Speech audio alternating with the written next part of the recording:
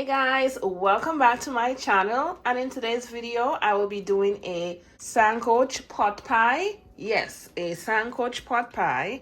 And for this recipe we're going to start with our Sancoche. Now for the Sancoche I'll be using fresh seasonings, coconut milk, carrots, celery. Now in Dominica we usually add either green pawpaw, papaya, or we go in with some Christophine in our Sancoche.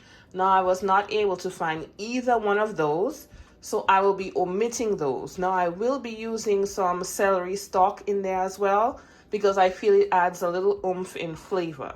So first, we're going to start with our fresh seasonings. I already put in some vegetable oil in there. And in here, I have onion, garlic, parsley, bell peppers, seasoning peppers. I also have some scallion, or what we call chive, in there as well. And we're going to start to saute some of those.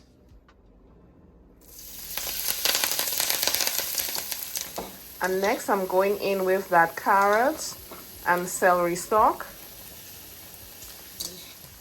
Now I'm just sauteing these for 1 to 2 minutes. Next, I'm going in with some turmeric. Just that fragrance of the turmeric. Yes, love it. And next, we're going to be adding some coconut milk.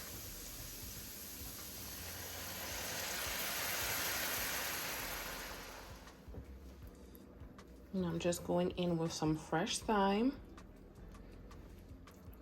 And I have not gone in with any salt as yet. I'm adding salt after I go in with the saltfish because I did not boil all the salt out. I'm going to go in with some black pepper.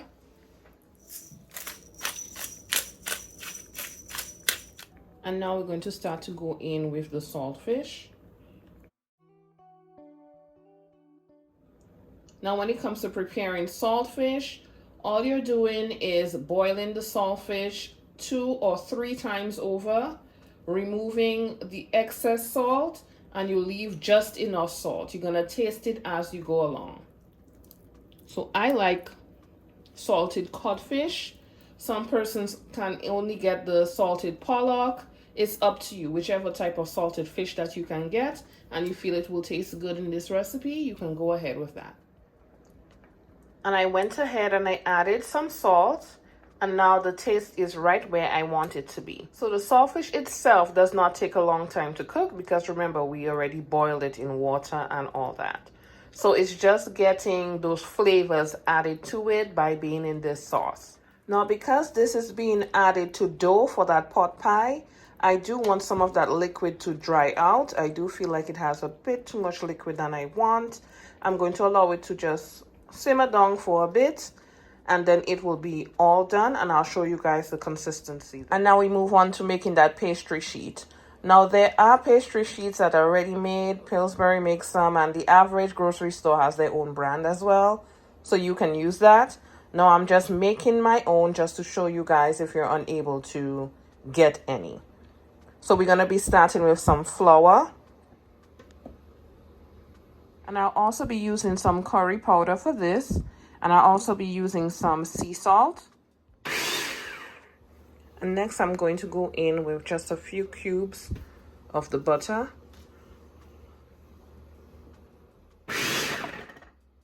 So the butter is nicely incorporated. I'm just going to go in with the rest. And then we're going to go in with that ice cold water. And now we're going to start to go in slowly with some water. And remember, the water is ice cold. Go in with a little, place the cover on there and pulse it.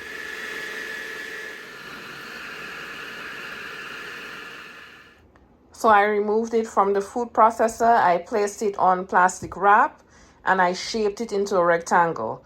So I'm going to now place it in the freezer for about 45 minutes to an hour, and then I'm going to roll it out.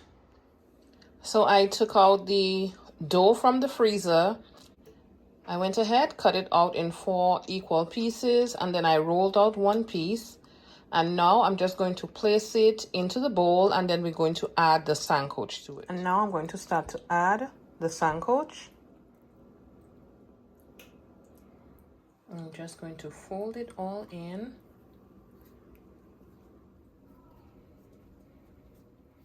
Now it has some excess skin. I'm just going to cut this off.